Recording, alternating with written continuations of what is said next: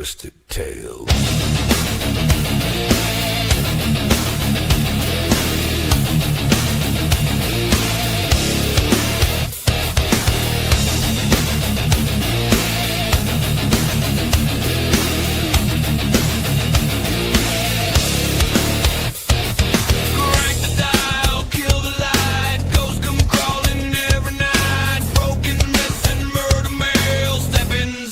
Twisted Tales, Twisted Tales, blood and bones and untold trails. Twisted Tales, true got teeth and drags and nails. Urban riding, back road sin, dead men talking through the wind.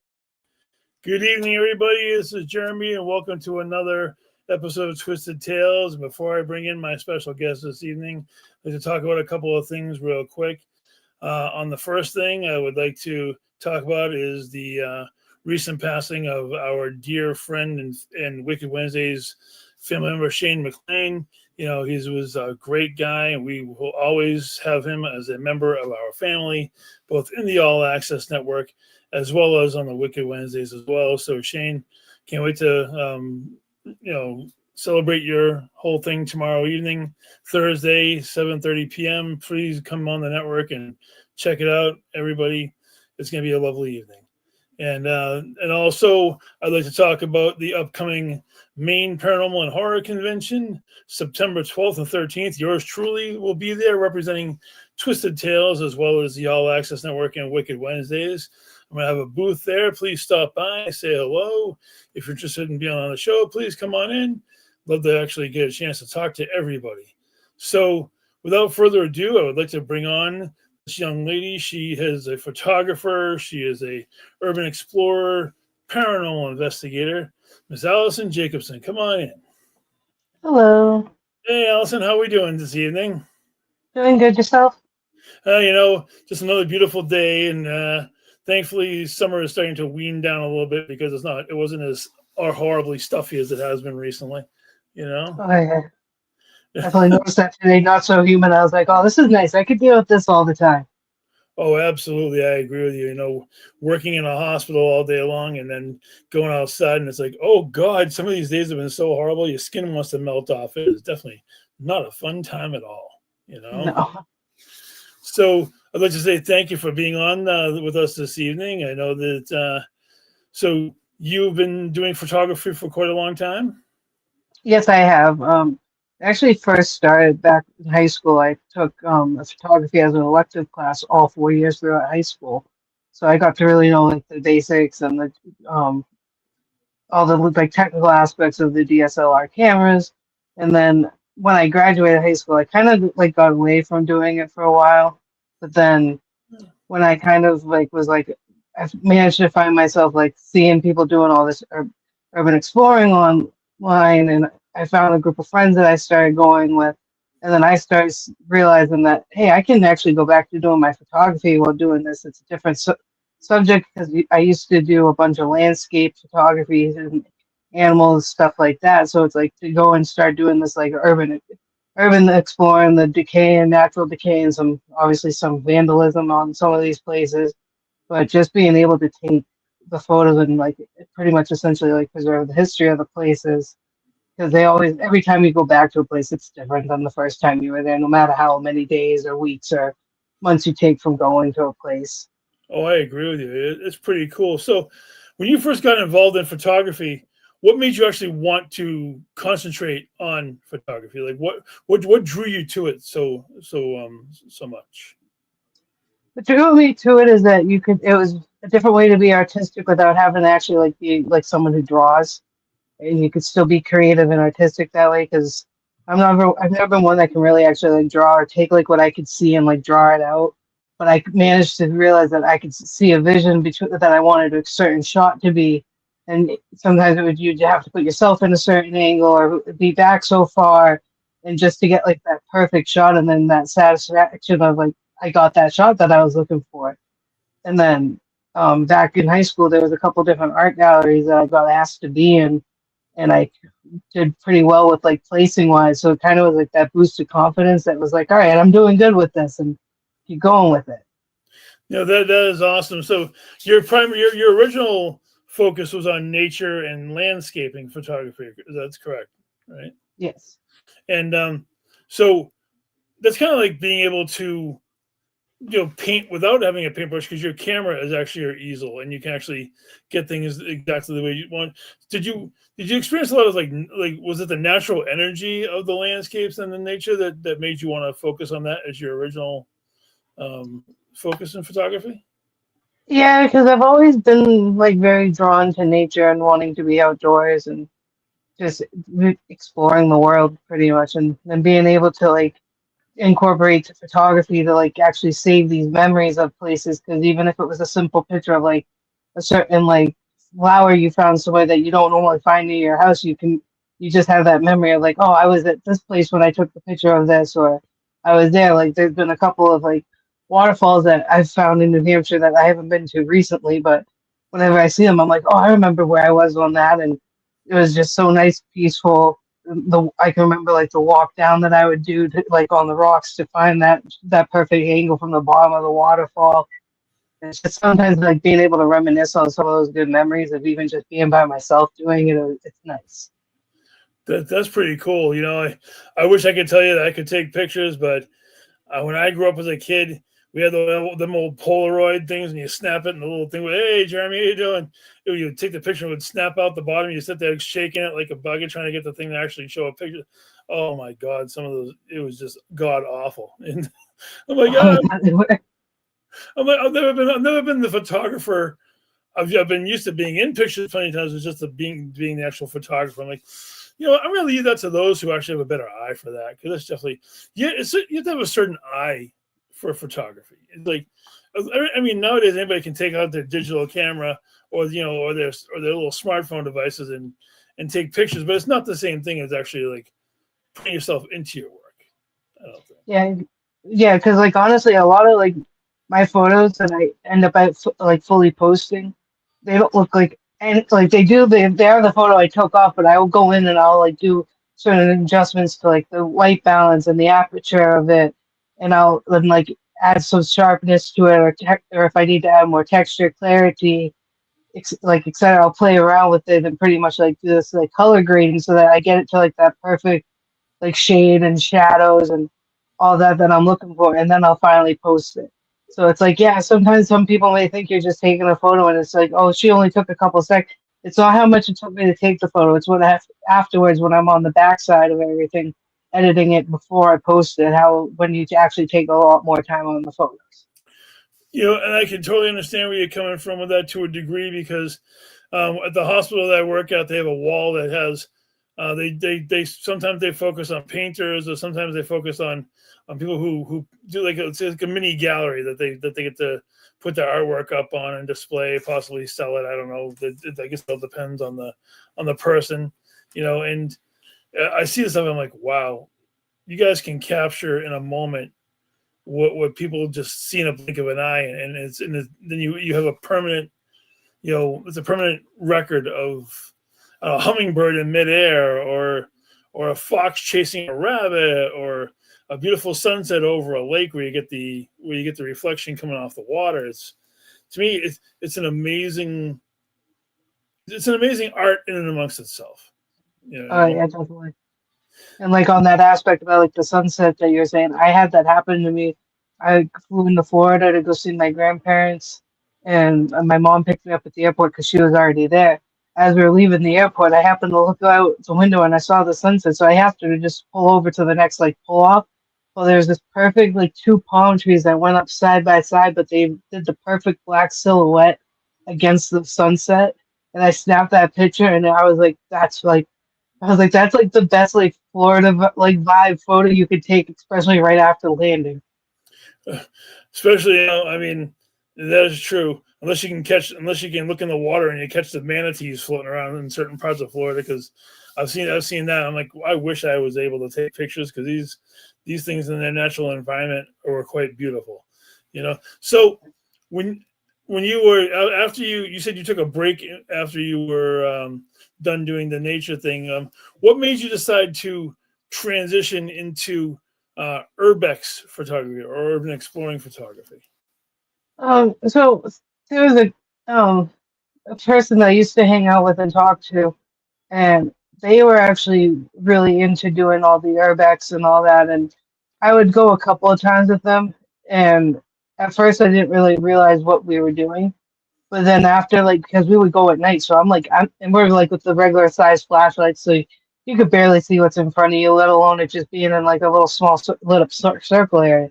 And he's all like, "Oh, this is cool, that's cool," and I'm like, "All right, whatever." Like, and then I finally went again during the day, and I could actually just see the difference in how like a lot of these, like, I do a lot more like hospitals and asylums when I do those places. I'm not really one that goes into like the abandoned houses. I find my I find it more interesting to do like the old asylums and hospitals because they have surprisingly still a lot of the old medical equipment in there, like the restraint chairs or like autopsy tables. Like, I know when you find the morgue in the basement, they still have like the morgues in some of these. Like, it's just like that, like almost like as if everything just stopped, but we still have that chance to go back and take the photos of it. Wow, But that's not everyone wants to go into those places, which I totally understand. I've been a lot more safe about it with the job I have now because I just don't want to get in any trouble and not be able to have the job because I like my job. exactly, and so you've been doing urbexing for a while. Urbex photography. Tell me about some of your favorite places that you've actually been to, and with doing urbex photography. One of them that happens to be my extra part of the background I have. It's down in Connecticut, and I absolutely love this place. It just has at least 10 buildings. One of the buildings is actually like it was actually National like Museum of Science, like part of the campus. And like you would go in there, you would see Museum of History paperwork, books. There was a room that used to be all like rocks and gemstones and crystals. And then upstairs, you end up stumbling upon a room that had all these like taxidermy birds in it. And Oh so it was wow! just like when you kind of come into a room and you find something like that, you're like, all right, what am I gonna find next? Oh And then like they have a main hospital building on the and then which I know I sent you the picture of it, but the cart that's in the tunnel area and it moves yeah, around because people will push it around. But that I've never actually been able to officially find what it's actually called. Still, all these years, it's one of those open-ended mysteries. But I pretty much like the way it looks. It almost looks like essentially like a body cart because it's in the tunnels. It would make sense for them when a patient like would pass away. They're trying to move it to get it out of the building, and it's just like you find wheelchairs, you find other restraint chairs. I found like a cage mask that like they would put over the patient's faces and then be able to and have them restrained. And it's just like some of it like it's sad too because you're like someone actually like had to deal with it, but it's also kind of this like morbidly cool because you're like I would have never been able to see that if I didn't come here. that's true. Sometimes sometimes the curiosity kills the cat kind of thing. Actually, is a true statement, and I I've never done urbexing myself. I don't know. I know that if I did it, I'd be the one asshole that goes in and would actually get caught. So I'm like, I definitely would not want to do that. That's I've been caught once in Rhode Island. I don't do really anything in Rhode Island anymore just because I learned my lesson with them and I got off fairly easy, all things considering. They ended up dismissing the case once I actually went in front of a judge. I did community service and then they dismissed the case, but for them to like not want to push further with it, I was like, you know what? I'm gonna take that as my blessing. Take that as my one get out of free. Don't do it again. yeah, Be more smart about it. And that was like kind of almost that wake up call too of like, okay, I can't be going to like because I was with like 6 people that day. I don't yeah, talk to any of the other people I was with anymore. But after that, I'm like, won't go with a big group. I'll go with like 1 or 2 other people.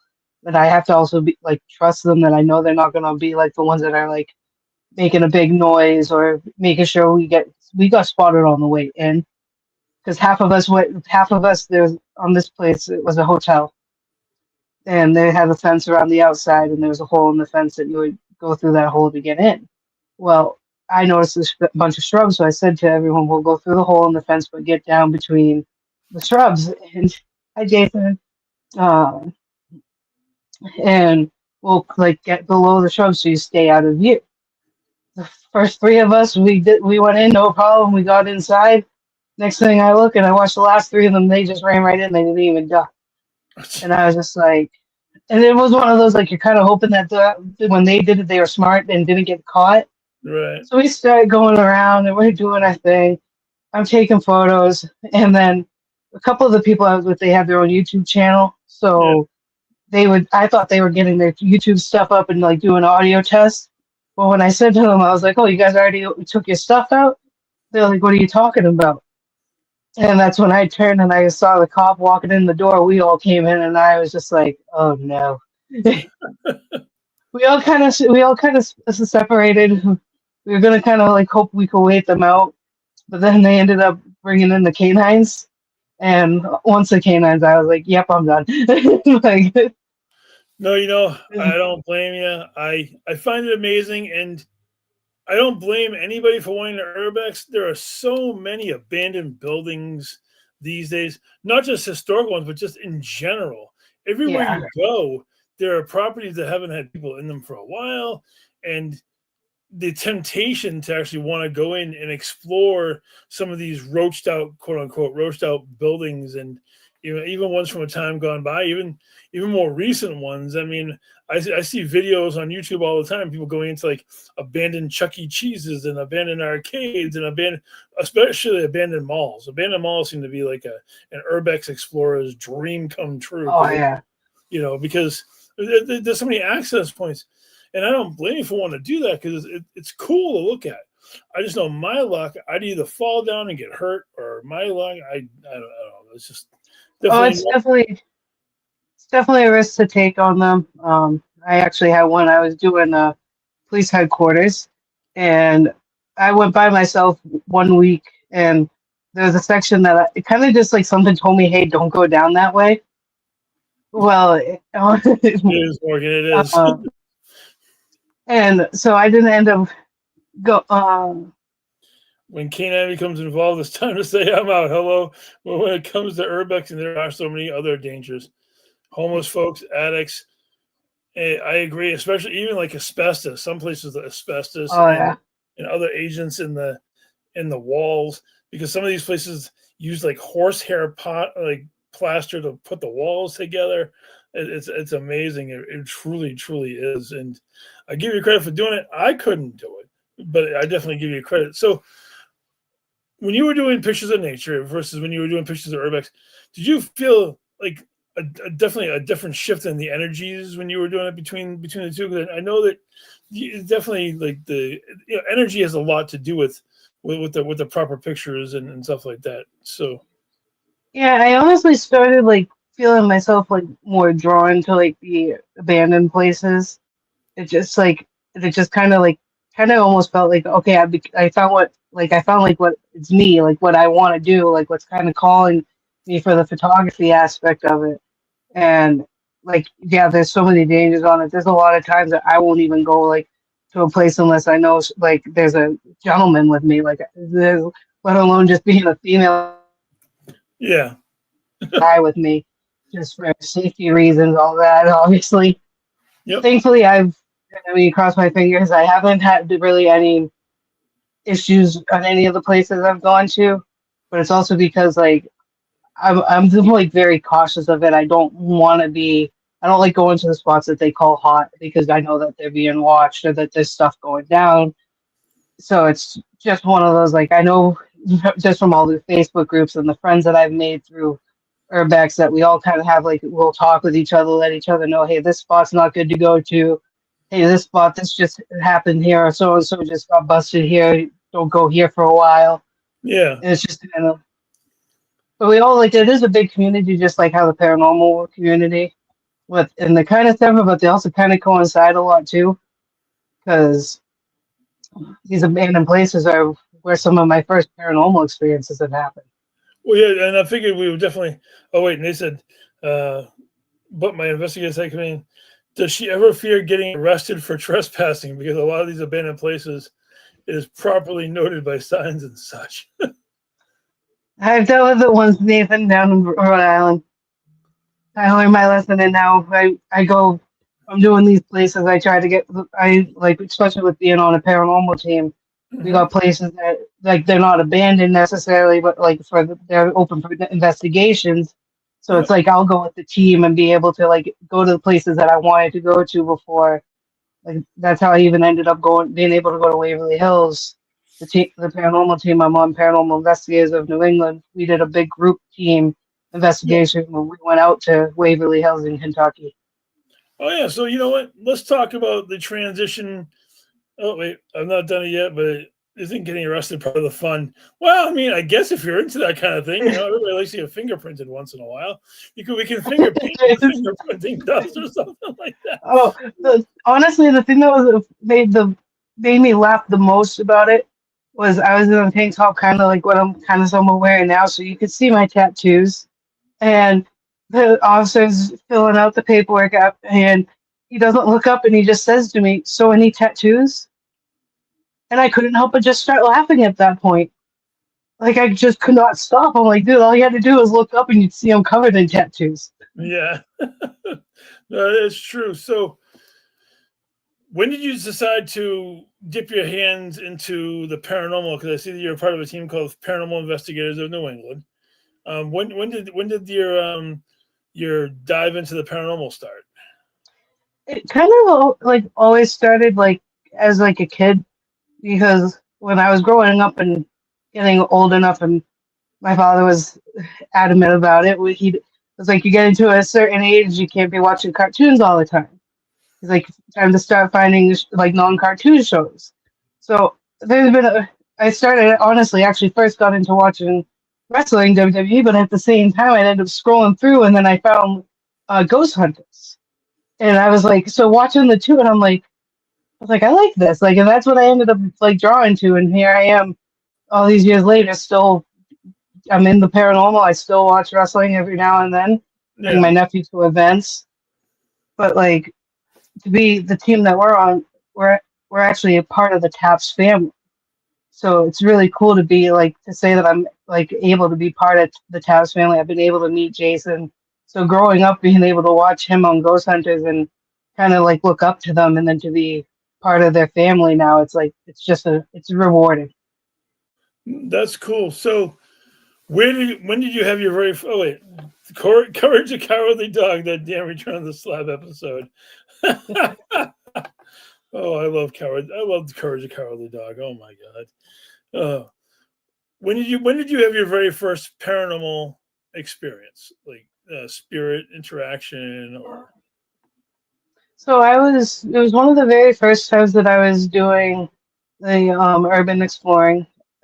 There's a old tuberculosis hospital up in near my area, and I was in the basement, and I because I had a big light by that point because I was starting to get into the urbex, and I know like shining through that basement that there was nobody down there from at least what I could see, and like halfway through the basement it cut off from concrete to dirt, and in the dirt area like you heard something get like thrown, and then but I also was like was it was weird because I was like feeling like drawn to that area, and by the time like I got close enough to hearing the rock being thrown, the people I was with was like calling me to come back up, and so I start turning to go up the stairs, and I had something like whispered dark in my ear, but I couldn't make out what it sounded, and that just like sent the chill down your spine. I was just like, "Yep, I'm out. I'm ready to go now."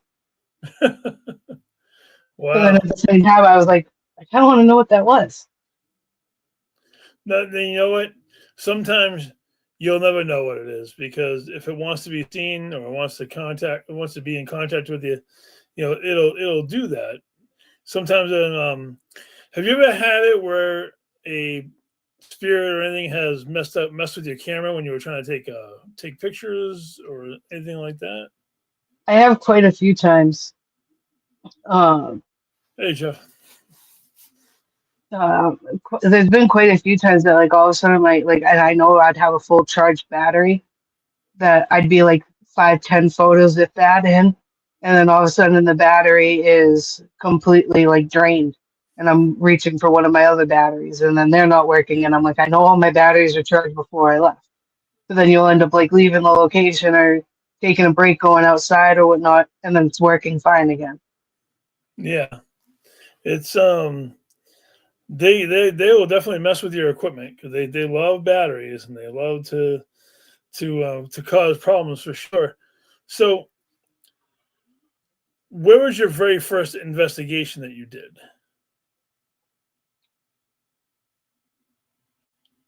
Honestly, the Conjuring house. Good choice.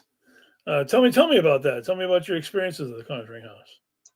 Um, so I've had quite a few different ones. I used to at least spend one night a year there before it closed down, which hopefully we can all get back there again soon. But so one of that very first night, you were just kind of like they had like Corey and Jen in the basement of the well room. They had those REM pods set up and like the Ouija board, and we were standing there just kind of asking questions. And certain like ones would randomly go off, and it wasn't really like they were, but they weren't kind of like coincided with what we were asking. But then like we put a regular REM pod in the middle of the room, and whenever we would ask for it to touch, that would start going off. And it was kind of cool to see that back and forth reaction. But then I actually that night I slept up in the room that has the double windows that overlook the field, the Yes, main yes. bedroom. I woke up to the black shadow like mist over me, and it like almost felt like I was being choked. Oof. And I mean, it felt like it lasted a lot longer than it actually probably did. But once I got up and I went out of the house, I was perfectly fine. Well, they are very the spirits are very territorial inside that house, and it's you have to watch yourself. I actually one evening I remember being there, and I actually saw someone fall down the staircase Oh wow. towards the front of the house. Like, yeah, those windy staircases going down. Oh yeah. She she was perfectly fine and like lost her footing and went right down the staircase. And I'm like, okay, yeah, no, yeah, there wasn't anything wrong with that. No, of course there was, and seen plenty of shadow figures in that place. That place was Oh loaded yeah. full. I mean, the thing that is amazing about that place is that it sits on a giant underground lake. If you I don't know if you're familiar with that or not, but there's definitely Yes. that's where the majority of the actual natural energy from that place comes from. Is there's actually an underground lake that sits there, and there's all sorts of energies there between normal human spirits and elementals, and I've definitely seen my fair share. So that place is definitely And cool. the people I was with on that first night we actually had like the spirit box. We were asking questions, and it kind of actually helped direct us to finding the cemetery out in the woods. Oh yes, the cemetery. Okay. Oh, yeah, that's as soon as it felt like as soon as you walked in that cemetery, it just was such a heavy presence. Oof. Yeah, I can still feel like we had an insane moment in the library section that has all the books on the walls, and the lights just started going off and on like crazy one night when we were sitting in there, and it was like a light show going on, and nobody was touching any of the light switches. So it was definitely it was a fun evening for sure. Oh I've yeah. I've been there in the dead of winter. I've been there in the summertime, and it never ever disappointed. If Oh, I if agree with that. you know, so I know Gwen has some pictures. I wanted to start bringing in pictures one at a time. We'll talk about them and the locations. Gwen, if you could put the first picture up for us. Ah, yes. You were talking to me about this earlier. Tell me about this particular picture. So this picture has been one that I have taken from many different angles.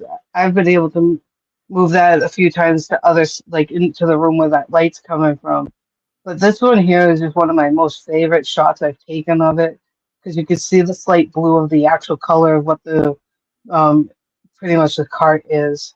But you can also see the hinges that it would like fold over and unfold, but it also just like looks like a regular wheelchair. Yeah. And it's just like that dark, eerie hallway. The lighting just worked great, especially with having some of the lighter coming through the doorways behind it. And it just went nice. It worked out, and it was one of those once I took the photo and I edited it, I'm like, oh, this is perfect. That is pretty cool. Now, it has a really weird presence about it. That's for sure. Yeah, it does. Um, I'm always like drawn to finding that whenever I go to this location. I've never not been able to find it when I go. and this is definitely one of your more favorite locations to go to. That's for sure. You know. Yes. All right, cool. So Gwen, what's the next picture we got on deck there? Hey, tell me about this one. Hey, this one, a lot of people actually know this place. It's Norwich State Hospital. It's one of the rooms there. I didn't really have anything happen in this room, but just the photo, it like having the chair, the ironing board, it made it look like what a normal like room would be for someone being it like there.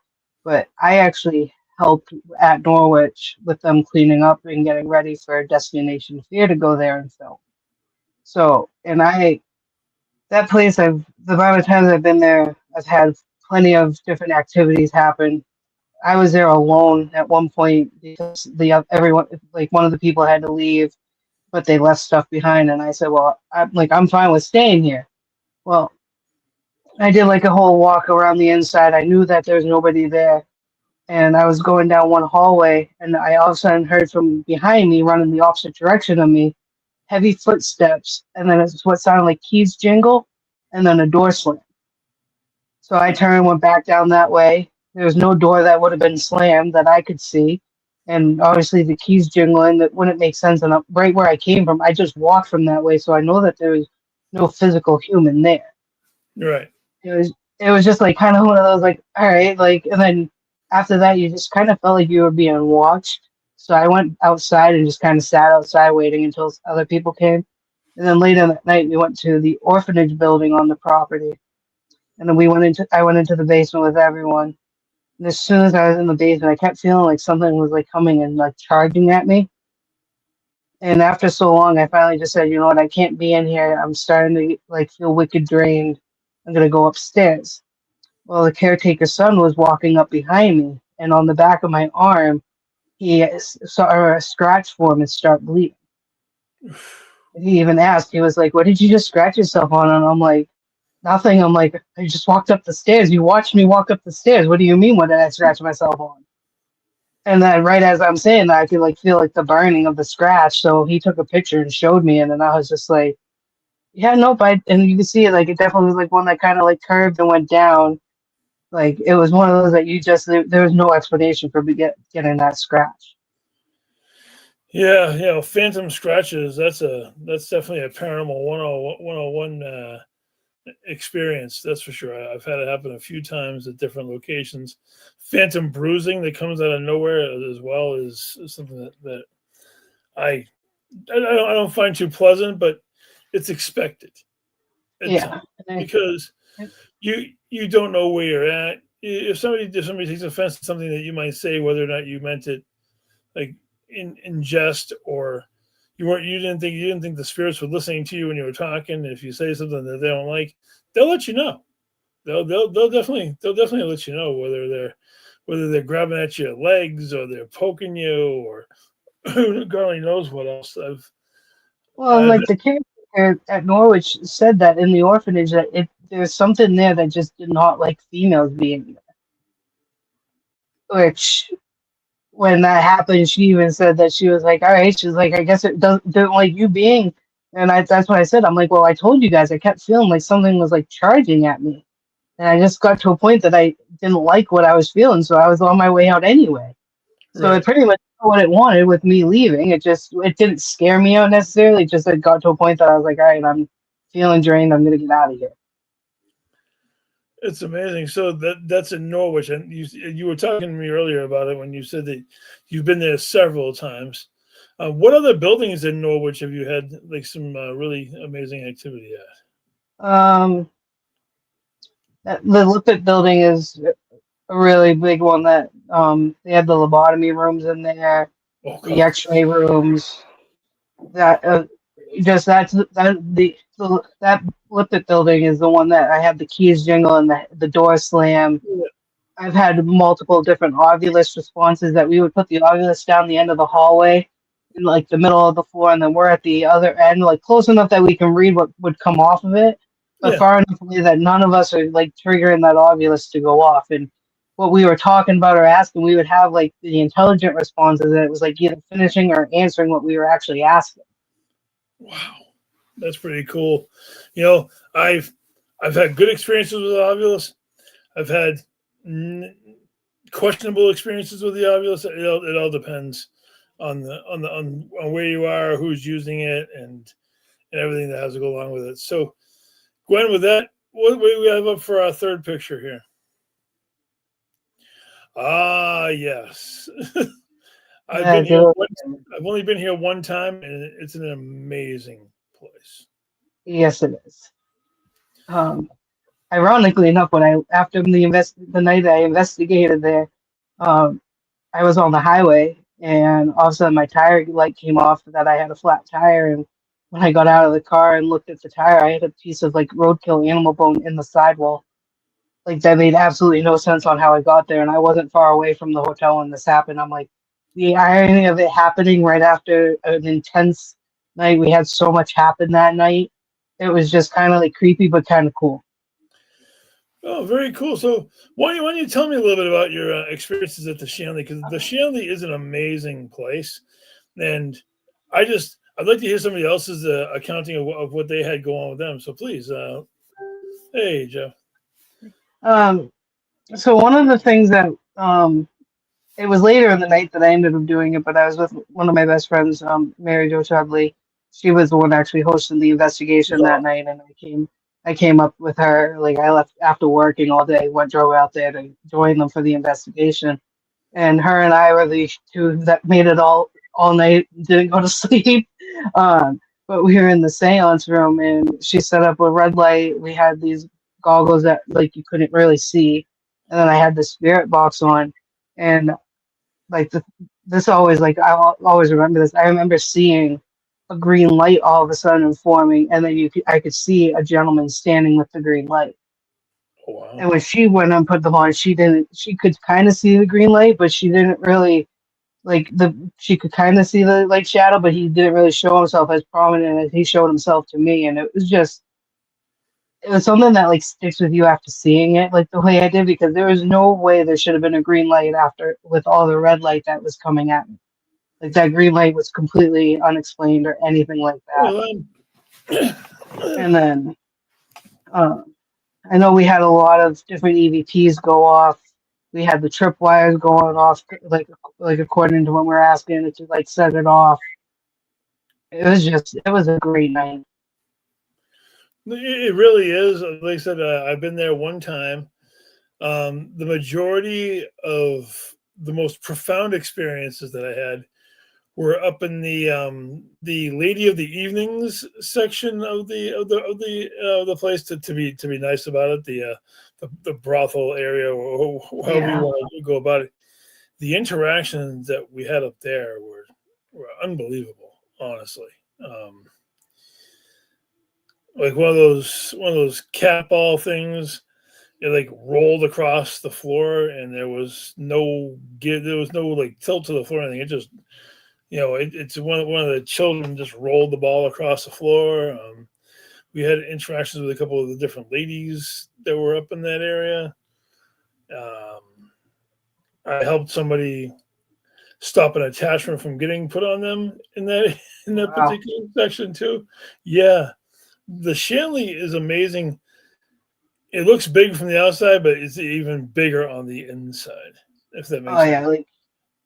Yeah, definitely. I mean, like this angle that you don't really see the length of it, but like even just inside, you almost feel like you have like 3 times the amount of space that you see from the outside. It's one of those, like you kind of step into another world.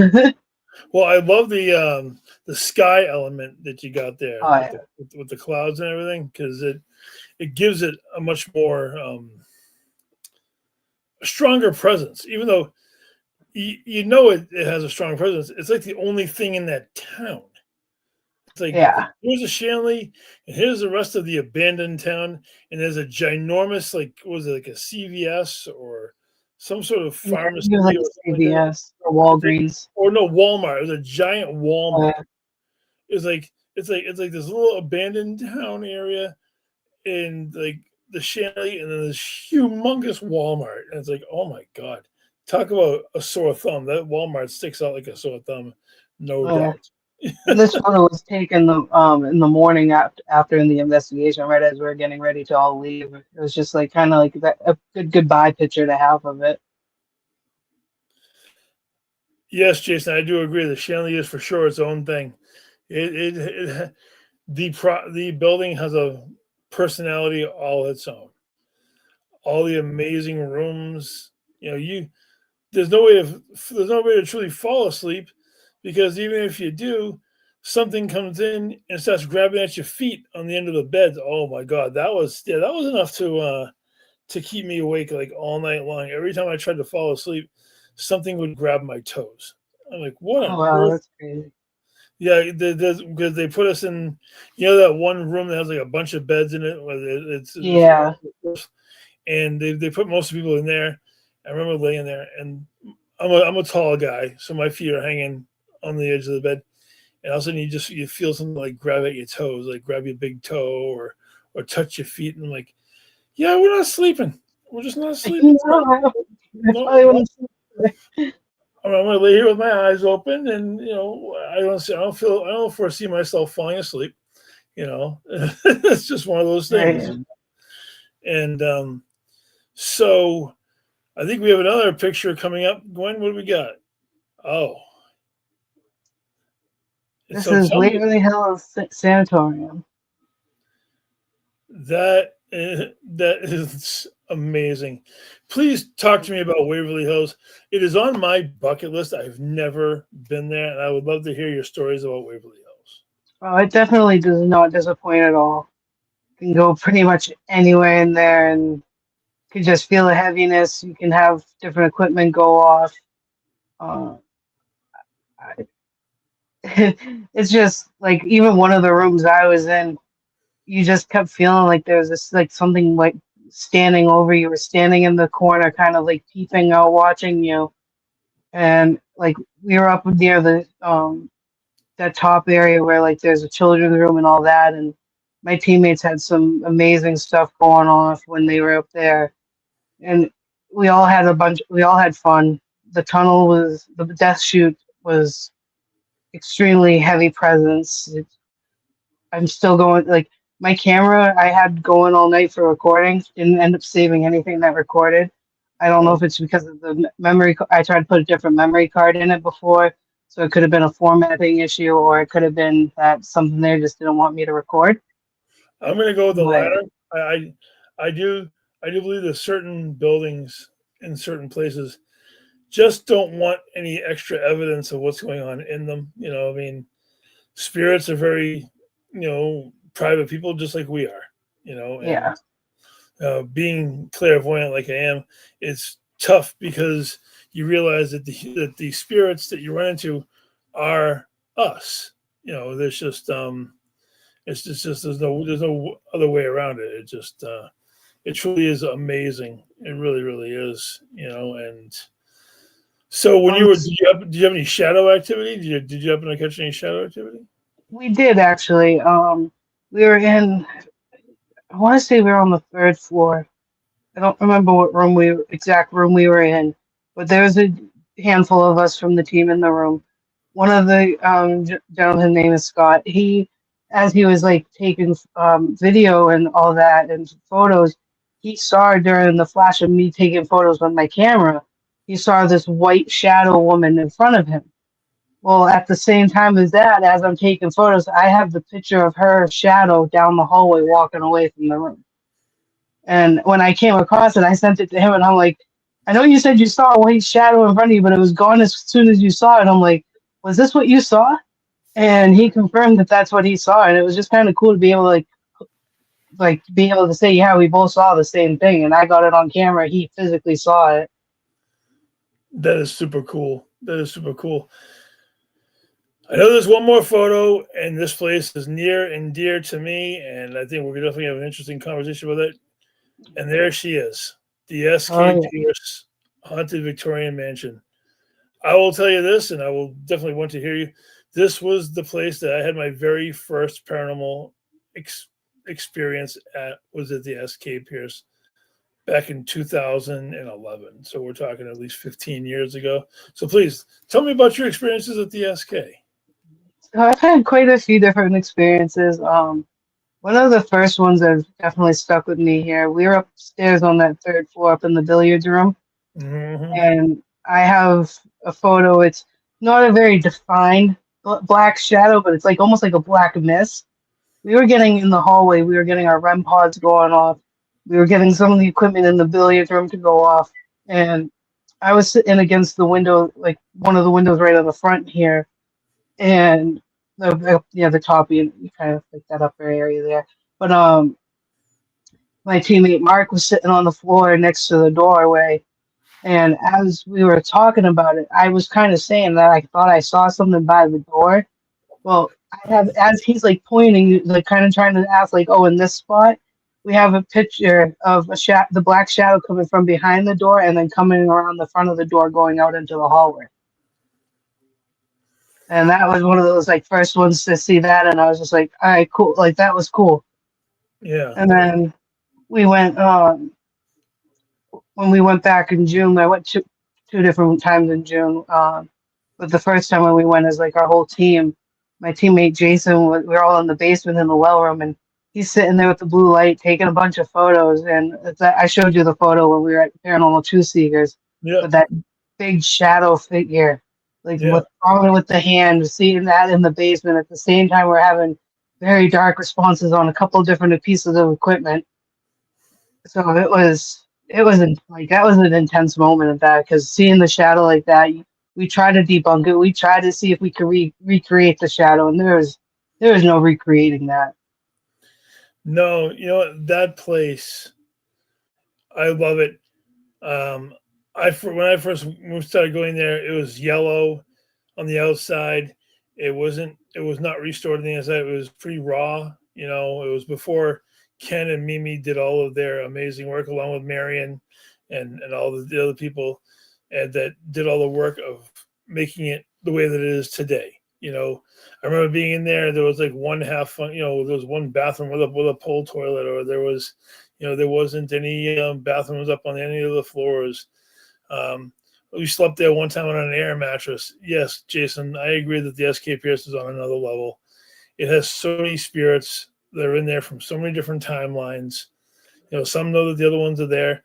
I have been scratched. I have been bruised. I have been pushed up against a wall. I'm a big guy, so being pushed up against a wall was really, really strange for me to have happen.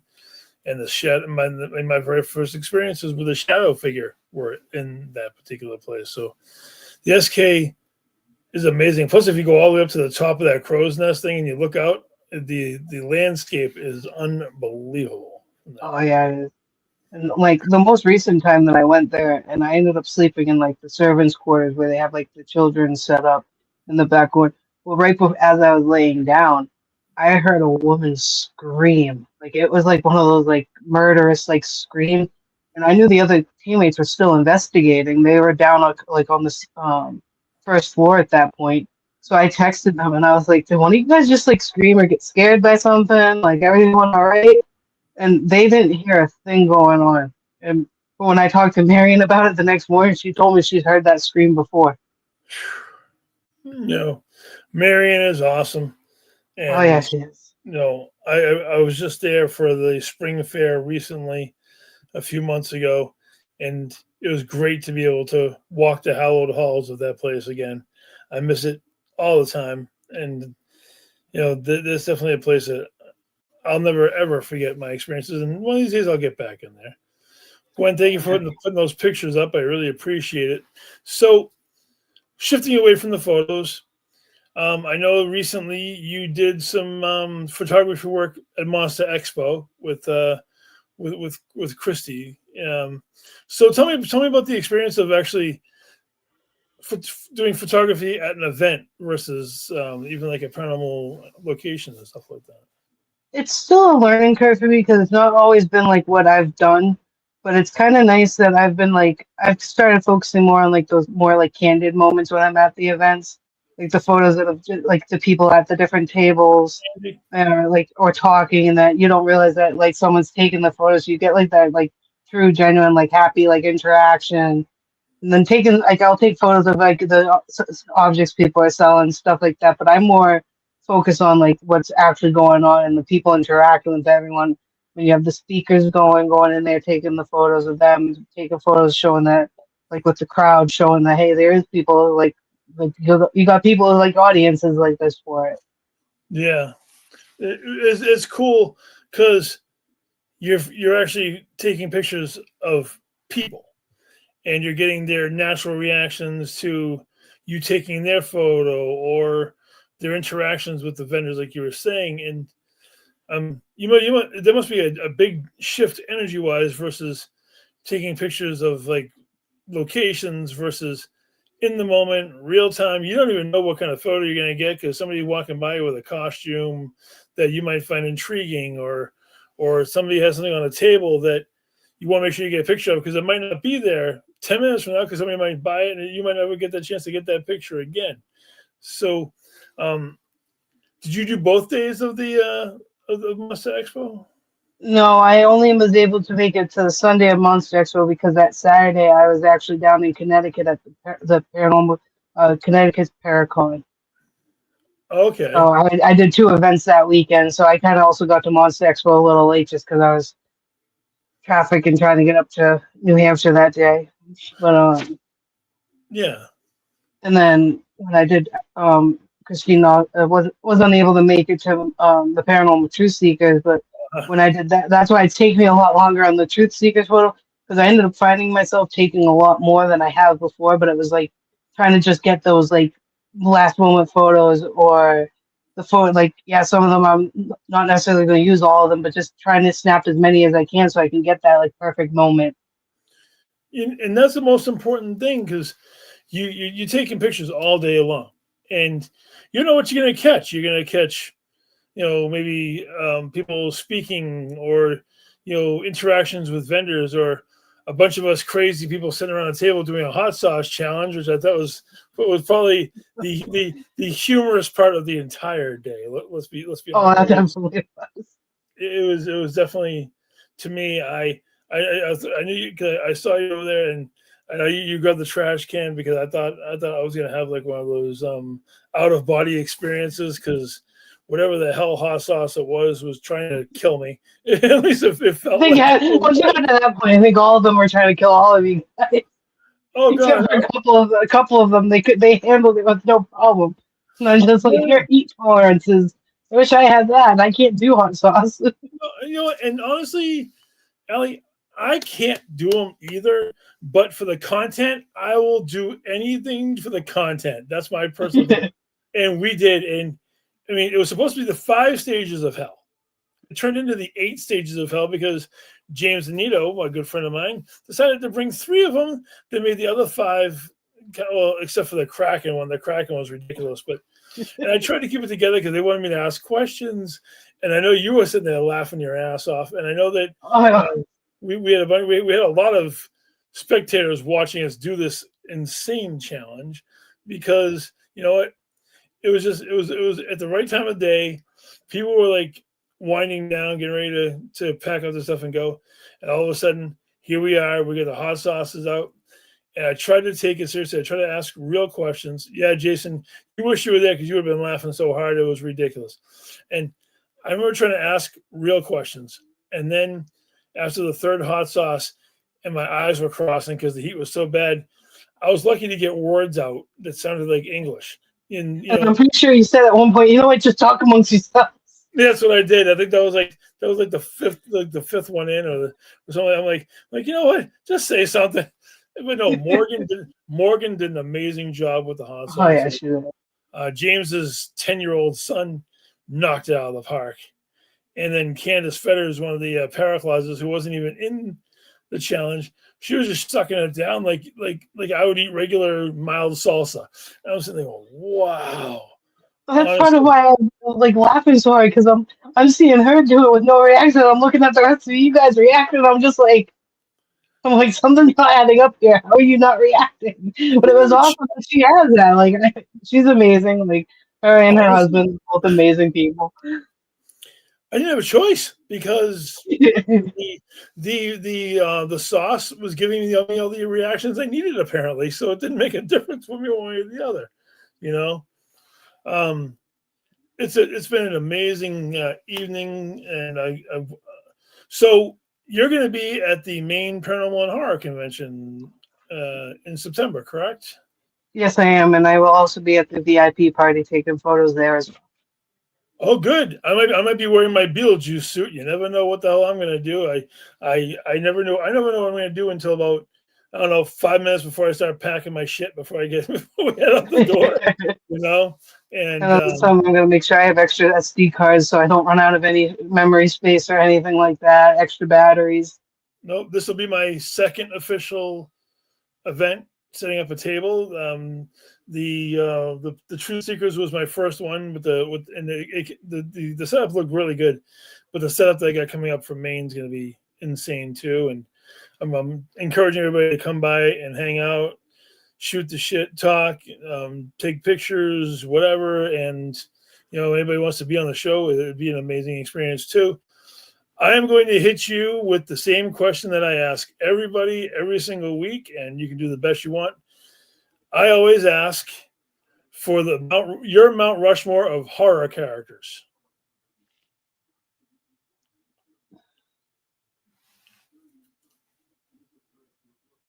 Definitely would have to have Mike Myers up there. Michael Myers is number one, yeah. Mike Myers, number one. Then I would have Leatherface. Nice. And then Jason. Yeah. And then Art the Clown. Art the Clown. You're finally a person who actually gave Art some of his just due. He's one of my new favorites, honestly. And I can't wait for the fourth one to come out. That's going to be an amazing, amazing episode. So if anybody wants to reach out or check out some of your photos online or anywhere, do you have a site that they can come and check out your material? I have the AbandonedAly photography on Facebook. I also have it on my personal Facebook, Alyson Jacobson. I have to update my Instagram, but I'm also on Instagram under AbandonedAly as well. And then I'm also on Michael Castro's Black Frame Society. Oh, sweet. Michael Castro. He's a cool dude.